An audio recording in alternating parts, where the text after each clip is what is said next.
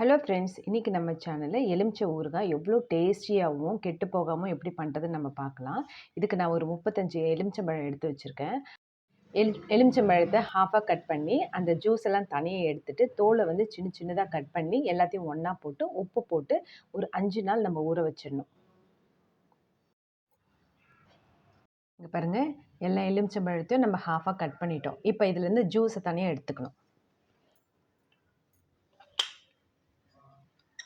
நம்ம எலுமிச்சம்பழம் ஊற வைக்கிறதுக்கு ஒன்றும் கண்ணாடி பாட்டில் இல்லை பீங்கான் பாத்திரம் எடுத்துக்கணும். இல்லை சில்வர் பாத்திரம்லாம் நீங்கள் எடுத்துக்கக்கூடாது. இது மாதிரி ஜூஸை தனியாக எடுத்துக்கணும்.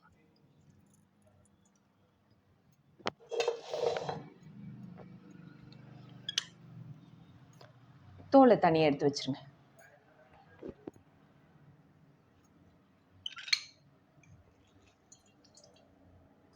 அப்போ தான் உங்களுக்கு ஊறுகாய் ரொம்ப ஜூஸியாக இருக்கும்.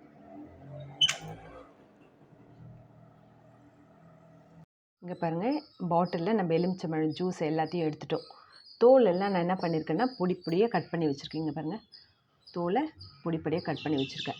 இந்த தோலை வந்து இப்போ இந்த ஜூஸில் போட்டு வச்சிடும். இந்த பாட்டிலில் இதில் ஜூஸ் ஊற்றியாச்சு. அது மேலே வந்து தோலை வந்து பொடியாக கட் பண்ணி அதில் போட்டோம். இப்போ நம்ம உப்பு போட்டு அதை மூடி வச்சிடலாம். ஒரு கைப்பிடி உப்பு போட்டுடலாம்.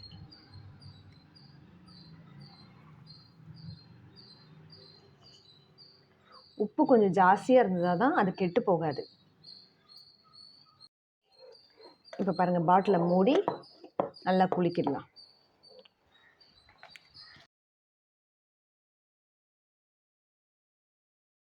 இப்போ ஊறுகாய்க்கு எலுமிச்சம்பழம் வந்து 5 நாள் ஊறியாச்சு. இப்போ நம்ம தாளித்து அதை எடுத்துடலாம். ஊறுகாய்க்கு தேவையான மசாலா ரெடி பண்ண போகிறோம். இதுக்கு வந்து 2 ஸ்பூன் கடுகு வறுத்துடலாம்.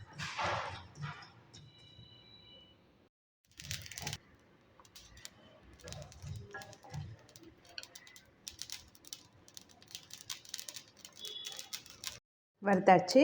நம்ம மிக்ஸி ஜாரில் கொட்டிடலாம். இதை நம்ம பவுட்ரு பண்ணி ஊறுகாயில் போடணும்.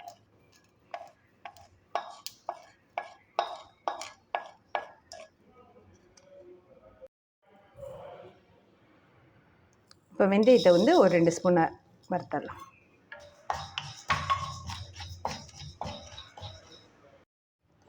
வெந்தயம் வந்து வறுத்தாச்சு. வெந்தயத்தையும் கடுகையும் நம்ம பவுடர் ஆக்கிக்கலாம்.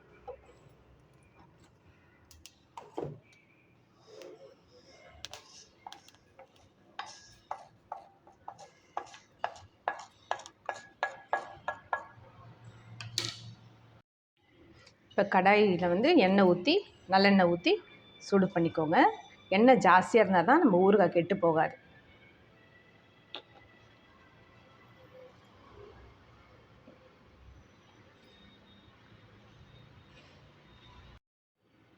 எண்ணெய் சூடாயிடுச்சு. நம்ம 1 ஸ்பூன் கடுகு தாளிக்கிறதுக்கு போட்டுக்கலாம்.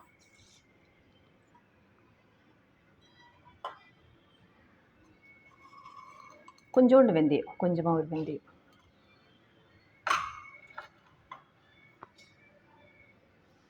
கருவேப்பிலை கொஞ்சம்.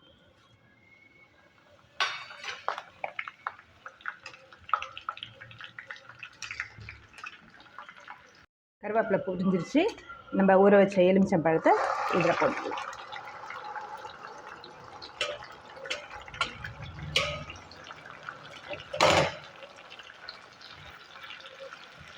இப்போ அதில் நம்ம நிறைய உப்பு போட்டு ஊற வச்சுருக்கோம். அதனால் உப்பு வந்து டேஸ்ட் பண்ணி பார்த்துட்டு போடுங்க.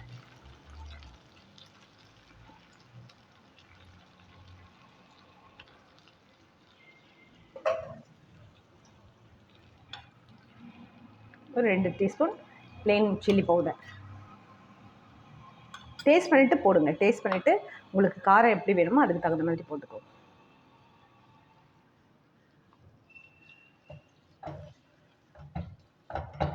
காரம் உங்களுக்கு ஜாஸ்தி வேணும்னா இன்னும் 1 ஸ்பூன் கூட போட்டுக்கோங்க.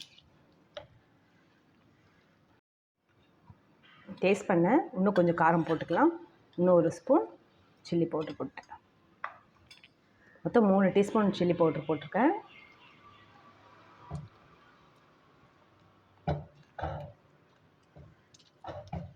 உப்பும் வெந்தயமும் நம்ம அரைச்சி வச்சுருக்கோம் இல்லையா, அந்த பவுடரை வந்து இதில் போட்டுடலாம். கொஞ்சம் மஞ்சள் பொடி,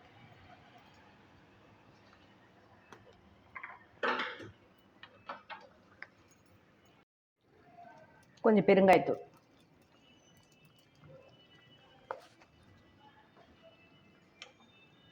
அவ்வளோதான், ரெடி ஆயிடுச்சு ஊறுகாய் பாருங்கள். இது முக்கியமான விஷயம். நீங்கள் வந்து பாட்டிலில் போட்டு மூடி வச்சிடணும். காற்று போகக்கூடாது. அப்புறம் ஈரமான கரண்டியை நீங்கள் அடிக்கடி யூஸ் பண்ணக்கூடாது. எண்ணெய் வந்து கொஞ்சம் தாராளமாகவே ஊற்றி வைக்கலாம். ஏன்னா நம்ம வெனிகர் எதுவும் யூஸ் பண்ணாதனால ஊறுகாய் கெட்டு போகாமல் இருக்கிறதுக்கு கொஞ்சம் நல்லெண்ணெய் ஜாஸ்தியாகவே ஊற்றி வைக்கலாம்.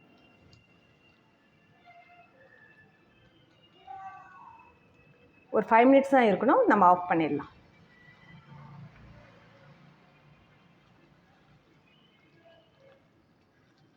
வேணும் டேஸ்ட் பண்ணி பாருங்கள்.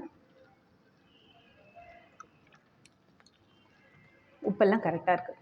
உங்களுக்கு வேணும்னா உப்பு வேணும்னா போட்டுக்கோங்க, இல்லை கரெக்டாக இருந்தால் விட்டுருங்க. நான் ஏற்கனவே உப்பு போட்டு ஊற வச்சதுனால அந்த உப்பே கரெக்டாக இருக்குது, அதனால் உப்பு தேவை.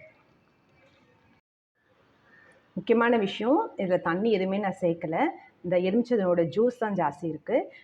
நல்லெண்ணெய் வந்து நீங்கள் எப்பயுமே நல்லெண்ணெய் கொஞ்சம் ஜாஸ்தி ஊற்றி வைக்கணும். அப்போ வந்து ஊறுகாய் கெட்டு போகாது. ஈரமான கரண்டியை யூஸ் பண்ணாதீங்க. ஏன்னா நம்ம வெனிகர் யூஸ் பண்ணாதனால ஊறுகாய் கெட்டு போகாமல் இருக்கிறதுக்கு ஃபாலோ பண்ணணும்.